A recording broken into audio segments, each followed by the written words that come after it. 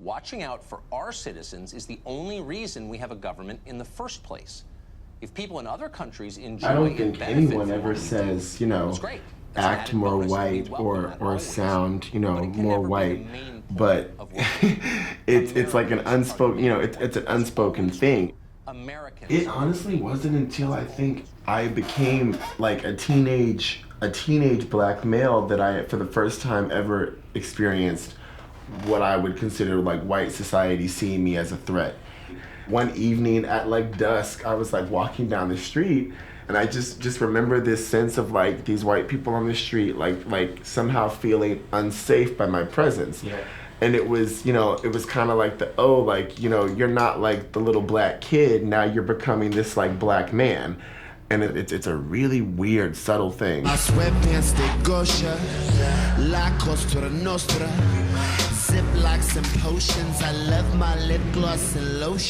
lot of people, and especially a lot of white people, when you bring up race or racial issues, would like to say, you know, let's just be one race. Let's be the human race. I think the biggest reaction to what the Black Lives Matter movement was, you know, all lives matter.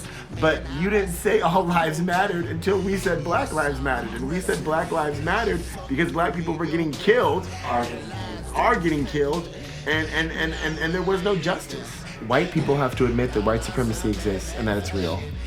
And they really have to actually believe it, and they really have to understand that like it's so institutional and it's so intersectional. You know, I would say this. Why would an African-American fella reach in his pocket when an officer has told him to freeze? That's malintent.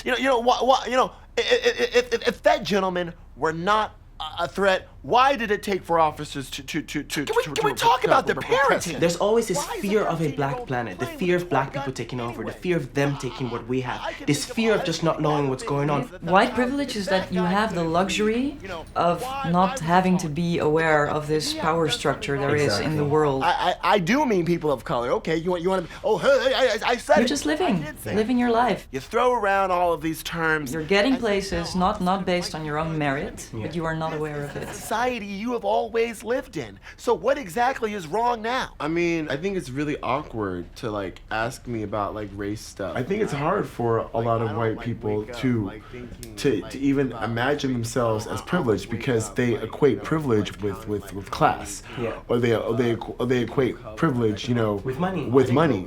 Like I know plenty of white people who didn't grow up with money. And it's so much more than just this like capitalist construct. I'm not a racist. But the idea that like because I'm white, like I've like had better treatment. In a way, it is very understandable, right? That you don't get it from the top where you are. It's really difficult to see the rows behind you. It's almost as if like shit actually was better when we weren't talking about this shit. It's something that they're unaware of, and yet it is an excuse for them to then also dismiss everything else because they are the norm. They are the foundation of the racial system. And it's interesting because in a lot of ways, white privilege is this safety net of oblivion.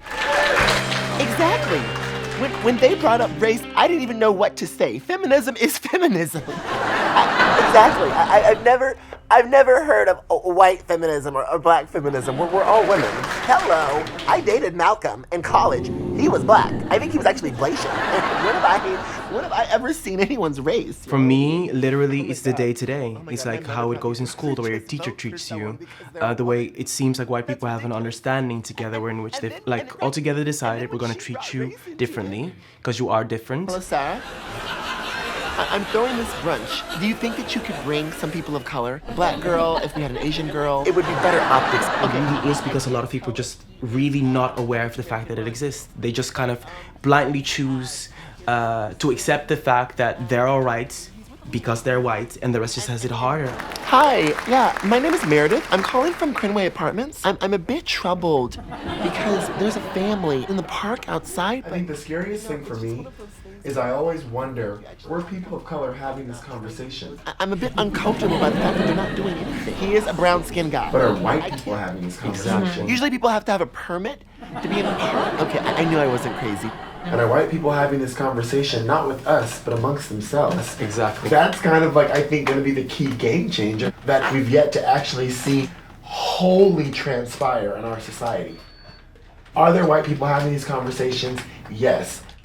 but at the level that it needs to be to actually affect institutional change, hell no.